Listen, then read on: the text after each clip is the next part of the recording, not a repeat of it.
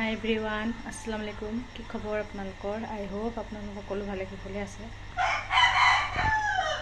আৰু সেইফালে আগফালে মুৰ্গী আৱাজ দি আছে, একদম চিঞৰ বাখৰ। আমাৰ মুৰ্গী নাই বাৰু, বেলেগৰ, আমাৰ কাষৰ মানুহৰ।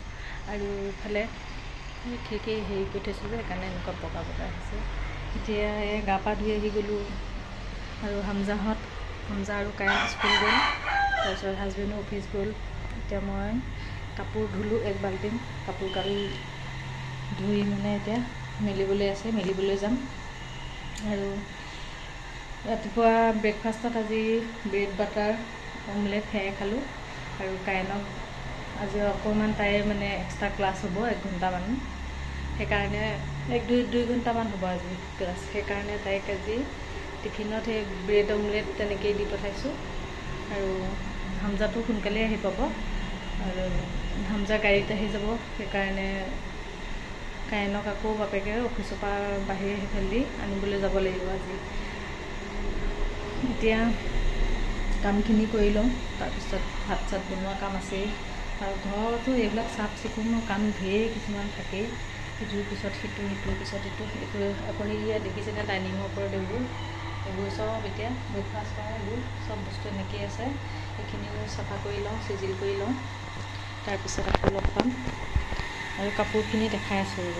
এগাল কাপোৰ 1 বাল্টিঙে ধুলোঁ। আৰু ইফালে বাল্টিঙত সেয়া কায়ানৰ ইউনিফৰ্ম আছেই ধুবলৈ। কাঁহী বাচন এয়া চাহ খোৱাকেইটা আছে। আৰু এইফালে ৰাতিপুৱা সিহঁতক হেৰি বনাই দিছিলোঁ, আজি ফ্ৰাইড ৰাইচ বনাই দিছিলোঁ, ৰাতিপুৱা তাকে খাই গ'ল। সেয়া এইখিনি চাফা কৰিবলৈ আছে। এতিয়া বাটাৰটো ফ্ৰিজত থৈ লওঁ। আৰু দেখিছেনে, এয়া বানপানী হোৱাৰ কাৰণে পৰুৱা অকণমান যদি তেলৰ চিটিকনি আশে পাশে গেছৰ পৰে নহয়, লগালগ একদম পৰুৱা আহিয়ে যায়। সেইকাৰণে ইয়াত একোৱেই ৰাখিব নোৱাৰি। এতিয়া মই বাটাৰটো ফ্ৰিজত থৈ লওঁ। আৰু কালিৰে গাখীৰ আছেই ফ্ৰিজত, সেইখিনি উলিয়াই থওঁ, গৰম কৰিব লাগিব।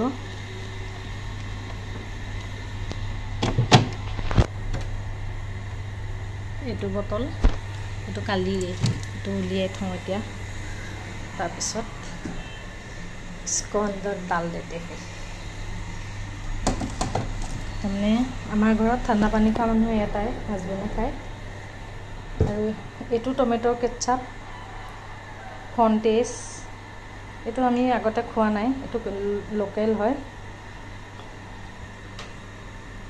100% নেচাৰেল লিখা আছে, কিন্তু আৰু ক'তনো হ'ব ন, লিখাটো থাকেই এনেই। আৰু ঢাকনখন ভালদৰে মাৰি লওঁ। আৰু এইটো দেখিবলৈ বটলৰ শ্বেপটো চাওকচোন, ইমান ধুনীয়া লাগিছে, দেখিবলৈ ধুনীয়া হৈছে। কিন্তু মই খাই চোৱা নাই, টেষ্ট কৰি চোৱা নাই। হামজাই খাই ভালেই পাইছে, সি বাৰু কেটচাপ ভাল পায় ন, সি যেনেকুৱাই নহওক ভালেই পায়। মই খোৱা নাই, কাইনে কৈছে ইমান ভাল নহয় ন টেষ্টটো।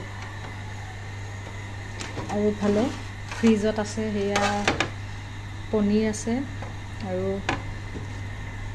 সেই কণ্টেইনাৰটোত গোমধান আছে, ফ্ৰ'জেন কৰি থৈছোঁ। আৰু ইয়াতে মাছ আছে। এতিয়া মাছখিনি উলিয়াই থওঁ। ফ্ৰিজৰ পৰা উলিয়াই থ'লে তেতিয়া বনোৱা সময়ত ধুনীয়াকৈ হেৰি হৈ যাব, বনাবলৈ সুবিধা হ'ব। বাৰু যি কি নহওক, এতিয়া কামখিনি ফটাফট কৰি লওঁ। সেইদিনাখন আৰু ভিডিঅ' কৰা নহ'লে, এয়া হৈছে নেক্সট ডে'। এইটো এটা একদম বহুত ইজি আৰু টেষ্টি ৰেচিপি হয়। এগ মালাই ৰেচিপি বুলি ক'ব পাৰি, বা এগ গ্ৰেভিও ক'ব পাৰি। একদম মালাই নোহোৱাকৈ কি ধুনীয়াকৈ মালাইদাৰ বনাব পাৰি, সেইটোকে মই আজি শ্বেয়াৰ কৰিছোঁ। উইদাউট মালাই কেনেকৈ egg malai recipe, malai gravy বনাব পাৰি।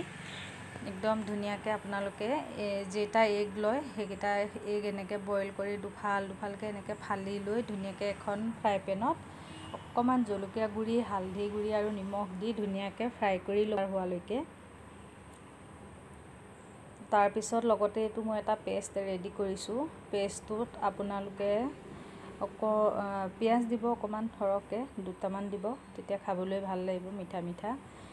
আৰু লগতে এটা বিলাহী দিছোঁ, তাৰপিছত কাজু দিছোঁ 6-7টামান, তাৰপিছত নহৰু, আদা আৰু কেঁচা জলকীয়া এটা, আৰু লগতে অকণমান গৰম মছলা, লং ইলাচি, ডালচেনি 2-এটা দি দিছোঁ। লগতে এনেকৈ ধুনীয়াকৈ অকণমান তেল দি 1 চামুচমান তেল দি ফ্ৰাই কৰি, তাৰপিছত সেইখিনি ঠাণ্ডা হোৱাৰ পিছত মিক্সি গ্ৰাইণ্ডাৰত এনেকৈ এটা পেষ্ট বনাই লৈছোঁ। তাৰপিছত এতিয়া এইখিনি ধুনীয়াকৈ গোল্ডেন কালাৰ হৈ গ'ল। লগতে সেইখন পেনতে মই অকণমান মিঠাতেল এড কৰি দিছোঁ, আৰু ইয়াতে অকণমান হিং দিছোঁ আৰু অকণমান জিৰা দিছোঁ। জিৰাখিনি ফুটালৈকে ধুনীয়াকৈ এনেকৈ ভাজি লৈছোঁ। যেতিয়া জিৰাখিনি ধুনীয়াকৈ ক্ৰেকল হৈ যায়, মানে ক্ৰেক হৈ যায়, ফুটি উঠে, তাৰপিছত ইয়াতে পেষ্টখিনি যোনখিনি আমি বনাই থৈছিলোঁ সেইখিনি ইয়াতে ঢালি দিছোঁ। আৰু পেষ্টটো ঢালাৰ পিছত একদম সাৱধানেৰে লৰাব, ইয়াতে বহুত চিটিকি আহি পেলাই পৰে গাতে। তাৰপিছত ইয়াতে আমি যোনখিনি আমি ৰেগুলাৰ মছলা ইউজ কৰোঁ সেইখিনি ইয়াতে দি দিম।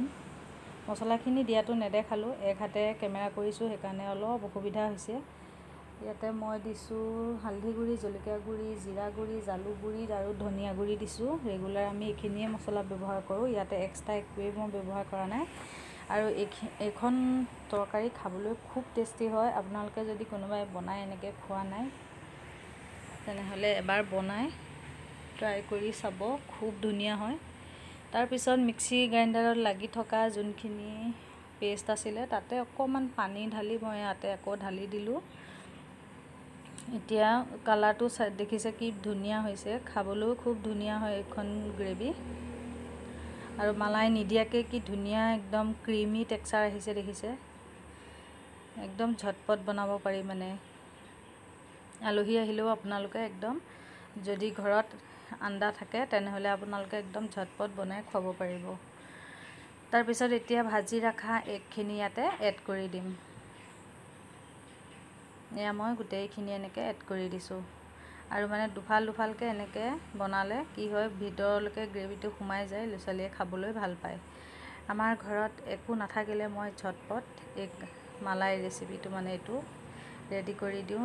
হামজাৰো কাৰণে খুব মানে ভাল পায় খাবলৈ। তাৰপিছত এতিয়া দেখিছে ধুনীয়াকৈ একদম উতলি আছে।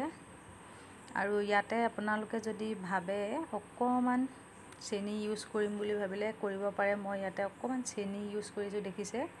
তেতিয়া এটা খুব ধুনীয়া এটা টেষ্ট আহে, বেলেঞ্চ হৈ যায়। যোনখিনি জ্বলা মছলা আছিলে মিঠাটোৰ লগত একদম বেলেঞ্চ হৈ যায়, খাবলৈ খুব ধুনীয়া লাগে।